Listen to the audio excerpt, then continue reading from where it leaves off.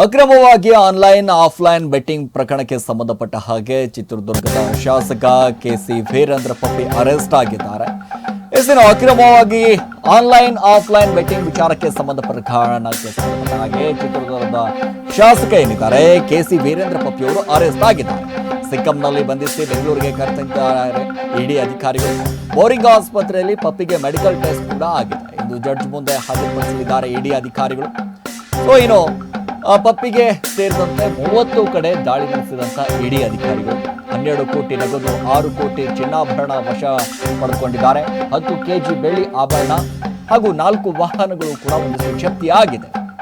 ಪ್ರಮುಖವಾಗಿ ಪಪ್ಪಿಯವರ ವಿಚಾರಕ್ಕೆ ಸಂಬಂಧಪಟ್ಟ ಹಾಗೆ ನೋಡ್ತಾ ಹೋದ್ರೆ ಚಿತ್ರದುರ್ಗದ ಶಾಸಕ ಕೆಸಿ ವೀರೇಂದ್ರ ಪಪ್ಪಿ ಅವರು ಸಿಕ್ಕಿಂನಲ್ಲಿ ಬಂಧಿಸಿದ್ದಾರೆ. ಬೆಂಗಳೂರು ಅಧಿಕಾರಿಗಳು ಒಂದಿಷ್ಟು ಇಡಿ ಅಧಿಕಾರಿಗಳು ಬೆಂಗಳೂರಿಗೆ ಕರೆತರುವಂತಹ ಕೆಲಸವೂ ಕೂಡ ಆಗ್ತಾ ಇದೆ. ನೋಡ್ತಾ ಇರ್ಬೋದು ದೃಶ್ಯಾವಳಿಗಳಲ್ಲಿ. ಇವತ್ತು ಜಡ್ಜ್ ಮುಂದೆ ಹಾಜರುಪಡಿಸಿ ಪಪ್ಪಿಗೆ ಸೇರಿದಂಥ 30 ಕಡೆ ದಾಳಿ ನಡೆಸಿದಂಥ ಅಧಿಕಾರಿಗಳು ಅಕ್ರಮವಾಗಿ ಎಷ್ಟು ಹಣ ಅಂದರೆ ಈ ದುಡ್ಡು ನೋಡಿದಂಥ ಸಂದರ್ಭದಲ್ಲಿ 10 ಕೆಜಿ ಬೆಳ್ಳಿ ಆಭರಣಗಳಾಗಿರ್ಬೋದು, ಕೆ ಜಿ ಗಟ್ಟಲೆ ಅಂದರೆ ಅಕ್ರಮವಾಗಿ ಆನ್ಲೈನ್ ಆಫ್ಲೈನ್ ಬೆಟ್ಟಿಂಗ್ ಪ್ರಕರಣ ಇದು. ಪ್ರಮುಖವಾಗಿ ಗೋವಾದಲ್ಲಿ ಆಗಿರ್ಬೋದು, ಬೇರೆ ಬೇರೆ ಸ್ಥಳಗಳಲ್ಲಿ ಆಗಿರ್ಬೋದು, ಎಲ್ಲ ಕಡೆ ಏಕಕಾಲಕ್ಕೆ ಇಡೀ ಅಧಿಕಾರಿಗಳು 40 ಜನ ಅಂತಂದರೆ 20 ಗಾಡಿಗಳಲ್ಲಿ ಹೋಗಿ 40 ಜನ ಒಂದಿಷ್ಟು ಏಕಾಏಕಿಯಾಗಿ ರೇಡ್ ಮಾಡಿದಂಥ ಸಂದರ್ಭದಲ್ಲಿ ಸಿಕ್ಕಿದ್ದು ಮಾತ್ರ ಕೋಟಿಯಲ್ಲಿ. ಪಪ್ಪಿಗೆ ಸೇರಿದಂಥ 30 ಕಡೆಗಳಲ್ಲಿ ದಾಳಿ ನಡೆಯುತ್ತೆ. ಹಾಗಾಗಿ ಇನ್ನು ಪಪ್ಪಿ ಸಂಪತ್ತಿನ ಕೋಟೆ ಅನ್ನುವಂಥದ್ದು ಇದೆಯಲ್ಲ, ಬಹಳಷ್ಟು ಚರ್ಚೆಗೆ ಗ್ರಾಸ ಆಗಿರುವಂಥದ್ದು. ಪಪ್ಪಿ ಸಂಪತ್ತಿನ ಕೋಟೆ ಏನಿದೆ, ಎಷ್ಟಿದೆ, ಏನು ಕತೆ ಅನ್ನೋದ್ರ ಬಗ್ಗೆಯೂ ಕೂಡ ನಾವು ಗಮನಿಸಬೇಕಾಗಿರುವಂಥದ್ದು. ನೋಡಿ, ಒಟ್ಟು 12 ಕೋಟಿ ರೂಪಾಯಿ ನಗದು, ವಿದೇಶಿಯ ಕರೆನ್ಸಿ ಕೂಡ ಇದೆ. 1 ಕೋಟಿ ಮೌಲ್ಯದ ವಿದೇಶಿಯ ಕರೆನ್ಸಿ, 6 ಕೋಟಿ ಮೌಲ್ಯದ ಚಿನ್ನಾಭರಣ, MGM ಮೆಟ್ರೋಪಾಲಿಟನ್ ಬೆಲೆಂಜಿಯೋ ಕ್ಯಾಸಿನೋ ಸದಸ್ಯತ್ವದ ಕಾರ್ಡ್ ಆಗಿರ್ಬೋದು, ವಿವಿಧ ಬ್ಯಾಂಕ್ಗಳ ಕ್ರೆಡಿಟ್ ಡೆಬಿಟ್ ಕಾರ್ಡ್ಗಳಾಗಿರ್ಬೋದು, 12 ಬ್ಯಾಂಕ್ ಖಾತೆಗಳಾಗಿರ್ಬೋದು, 2 ಬ್ಯಾಂಕ್ ಲಾಕರ್ಗಳಾಗಿರ್ಬೋದು, ಐಷಾರಾಮಿ ಹೋಟೆಲ್ಗಳಲ್ಲಿ ಸದಸ್ಯತ್ವ ಕಾರ್ಡ್ಗಳಾಗಿರ್ಬೋದು, ಈ ರೀತಿಯಾದಂಥ ಅಂದರೆ ಪಪ್ಪಿಯ ಸಂಪತ್ತಿನ ಕೋಟೆ ನೋಡಿದಂಥ ಸಂದರ್ಭದಲ್ಲಿ ನಿಜಕ್ಕೂ ಕೂಡ ಇಷ್ಟೊಂದು ಹಣ ಎಲ್ಲಿಂದ ಬಂತು, ಹೇಗೆ ಗಳಿಸಿದ್ರಿ ಇದೆಲ್ಲ? ಯಾಕಂದರೆ 12 ಬ್ಯಾಂಕ್ ಖಾತೆಗಳಿದೆ, 2 ಬ್ಯಾಂಕ್ ಲಾಕರ್ಗಳಿದ್ದಾವೆ, ಐಷಾರಾಮಿ ಹೋಟೆಲ್ಗಳಲ್ಲಿ ಸದಸ್ಯತ್ವದ ಕಾರ್ಡ್ಗಳು.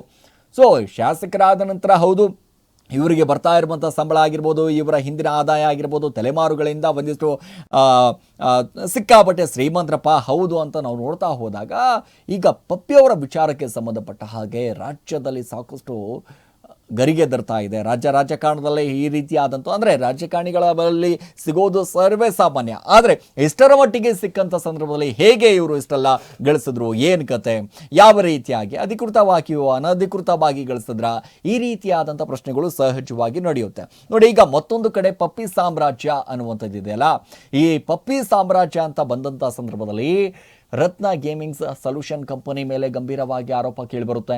ರತ್ನ ಗೋಲ್ಡ್ ಕಂಪನಿ ಮೇಲೆ ಅಕ್ರಮವಾದಂಥ ಆರೋಪ ಕೇಳಿಬರುತ್ತೆ. ಕಂಪನಿಗಳಿಂದ ಅಕ್ರಮವಾಗಿ ಹಣ ವರ್ಗಾವಣೆ ಆರೋಪ ಕೇಳಿಬರುತ್ತೆ. ಗೇಮಿಂಗ್ ಆ್ಯಪ್ಗಳ ಸಂಬಂಧ ದೂರು ಕೂಡ ಆಗುತ್ತೆ. ಮತ್ತೊಂದು ಕಡೆ ರತ್ನಮಲ್ಲಿ ಸೋರ್ಸ್ ಕಂಪನಿ ಮೇಲೂ ಕೂಡ ದಾಳಿ ನಡೆಸಿದಂತು.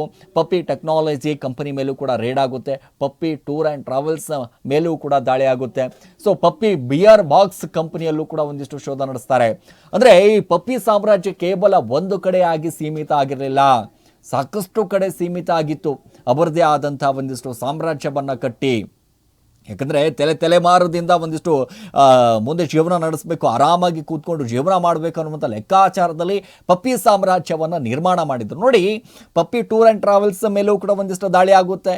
ಅಲ್ಲಿಯೂ ಕೂಡ ಸರಿಯಾದಂಥ ದಾಖಲೆಗಳು ಇತ್ತಾ ಅಥವಾ ಇಲ್ವಾ, ಇಷ್ಟೊಂದು ಹಣಗಳು ಎಲ್ಲಿಂದ ಬಂತು, ಇಷ್ಟೊಂದು ದುಡ್ಡು ಎಲ್ಲಿಂದ ಬಂತು. ಹೌದು, ಒಂದು ಕಡೆ ಬಿಸ್ನೆಸ್ ಮಾಡ್ತಾ ಇದ್ದಾರೆ ಅಂತಂದರೆ ಅದಕ್ಕೆ ಸರಿಯಾದಂಥ ಪ್ರೂಫ್ಗಳನ್ನು ಇಟ್ಟಿರ್ತಾರೆ, ಮತ್ತೊಂದು ಕಡೆ ಪ್ರೂಫ್ ಇಲ್ವಾ. ಯಾಕಂದರೆ ಇಡಿ ಅಧಿಕಾರಿಗಳು ಸರ್ವೇ ಸಾಮಾನ್ಯವಾಗಿ ರೇಡ್ ಮಾಡೋದಿಲ್ಲ. ರೇಡ್ ಮಾಡಿದಂಥ ಸಂದರ್ಭದಲ್ಲಿ ಇಲ್ಲಿ ಲೀಗಲಿ ಆಗಿರ್ಬೋದು, ಇಲ್ಲಿಗಲಿ ಆಗಿರ್ಬೋದು, ಯಾವ ರೀತಿಯಾದಂಥ ಕೆಲಸ ನಡೀತಾ ಇದೆಯಾ ಅಂತ ಅವರ ಗಮನಕ್ಕೆ ಬಂದಾಗ ಮಾತ್ರ ಇಡಿ ಅಧಿಕಾರಿಗಳು ಎಂಟ್ರಿ ಕೊಡ್ತಾರೆ.